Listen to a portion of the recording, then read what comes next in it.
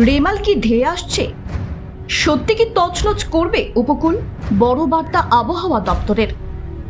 23 মে দক্ষিণ পূর্ব বঙ্গোপসাগরে একটি নিম্নচাপ বলয় তৈরির ইঙ্গিত মিলেছে উপগ্রহ চিত্রে।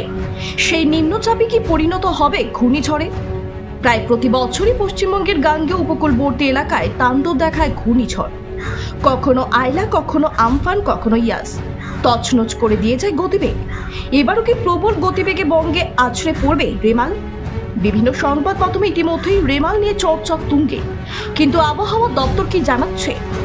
সত্যি কি রেমাল অতি শক্তিশালী ঘূর্ণিঝড়ের রূপ ধারণ করতে চলেছে? মে মাসে কেন বারবার ধেয়ে আসে ঘূর্ণিঝড়? বিশেষজ্ঞদের মতে সমুদ্রের জলের উষ্ণতা বৃদ্ধি এর অন্যতম বড় কারণ। মে মাসে ঘূর্ণিঝড়ে প্রবণতার জন্য বিশেষজ্ঞরা সাইক্লোন সিজন এবং জলীয় বাষ্পযুক্ত পূবালি হাওয়াকেও অন্যতম কারণ বলে মনে করছেন। এবার 23 মে দক্ষিণ পূর্ব বঙ্গোপসাগরে একটি নিম্নচাপ বলয় তৈরির ইঙ্গিত মিলেছে উপগ্রহ চিত্রে।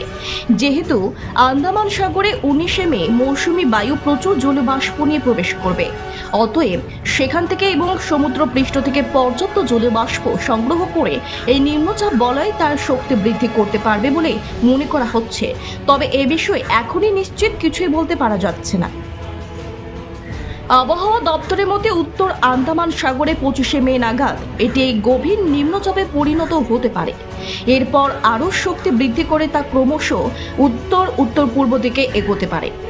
জলভাগের উপর দিয়ে এগোতে থাকায় এটি শক্তি ক্ষয় নয়, উল্টে শক্তি বৃদ্ধির আশঙ্কা থেকে যায়। পরবর্তী সময়ে অর্থাৎ 28 মে এটি অতি গভীর নিম্নচাপ এবং 29 অথবা 30 মে এটি ঘূর্ণিঝড়ের রূপ নিতে পারে।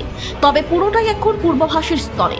যেহেতু এখনো নিম্নচাপ তৈরি হয়নি, তাই রেমাল আদৌ তৈরি হবে কিনা তা বলা যাচ্ছে না।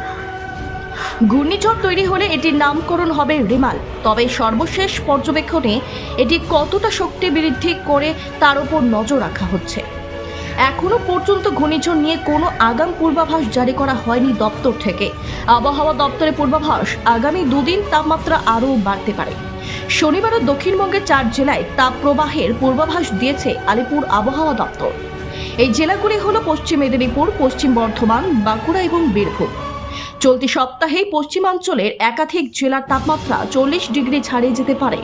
কলকাতার আকাশ এখন আংশিক মেঘলা থাকলেও বৃষ্টির সম্ভাবনা এখন নেই। বজায় থাকবে গরম ও অস্বস্তির দাপট। সোমবার থেকে বৃষ্টি হতে পারে কলকাতায়। রবিবার থেকে বৃষ্টি বাড়বে উত্তরবঙ্গের জেলাগুলিতে। সোম ও মঙ্গলবার বৃষ্টির সম্ভাবনা রয়েছে দক্ষিণবঙ্গে।